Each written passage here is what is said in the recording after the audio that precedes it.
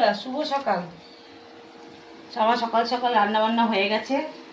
চলো দুপুরে কি রান্না করেছি তোমাদেরকে মেনুটা দেখিয়ে দিই, কারণ মেয়ে 8:30 পৌনে 9টার মধ্যে বেরিয়ে যাবে।